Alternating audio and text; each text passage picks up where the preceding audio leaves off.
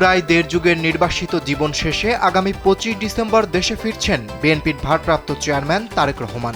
বাংলাদেশ বিমানের নিয়মিত বাণিজ্যিক ফ্লাইটে তিনি রাজধানীর হযরত শাহজালাল আন্তর্জাতিক বিমানবন্দরে বেলা 11:55 অবতরণ করবেন। তারেক রহমানের দেশে প্রত্যাবর্তন উপলক্ষে সংবর্ধনা অনুষ্ঠান আয়োজনে ব্যাপক প্রস্তুতি নিচ্ছে দলটি।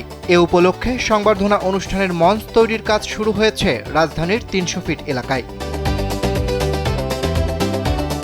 রবিবার দুপুর থেকে বিশ্বরোড থেকে পূর্বাচলমুখী 300 ফুট সড়কের একটি অংশ নিয়ে শুরু হয়েছে মঞ্চ তৈরির কাজ। স্যান্ডেলিনা সো, রূপচর্চায় আভিজাত্য।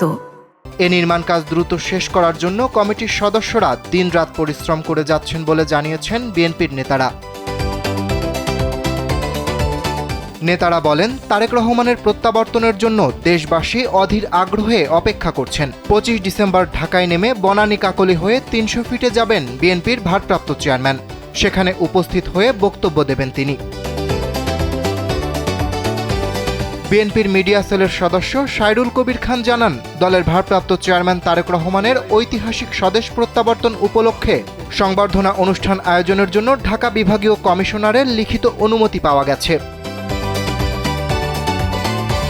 বিএনপি নেতাকর্মীরা তাদের শীর্ষ নেতা ও দলের কাণ্ডারি তারেক রহমানের এই স্বদেশ প্রত্যাবর্তনের ঐতিহাসিক মুহূর্তটিকে অবিস্মরণীয় করে রাখতে চান।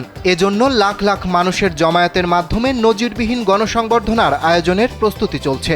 প্রিয় নেতাকে বরণ ও স্বাগত জানাতে বিএনপির উদ্যোগে দলের স্থায়ী কমিটির অন্যতম সদস্য সালাউদ্দিন আহমেদকে আহ্বায়ক ও রুহুল কবির রিজভীকে সদস্য সচিব করে একটি সংবর্ধনা কমিটি গঠন করা হয়েছে। তারেক রহমানের নিরাপত্তা নিশ্চিত করতে শাহজালাল আন্তর্জাতিক বিমানবন্দর সহ রাজধানীতে নেওয়া হচ্ছে কঠোর নিরাপত্তা ব্যবস্থা।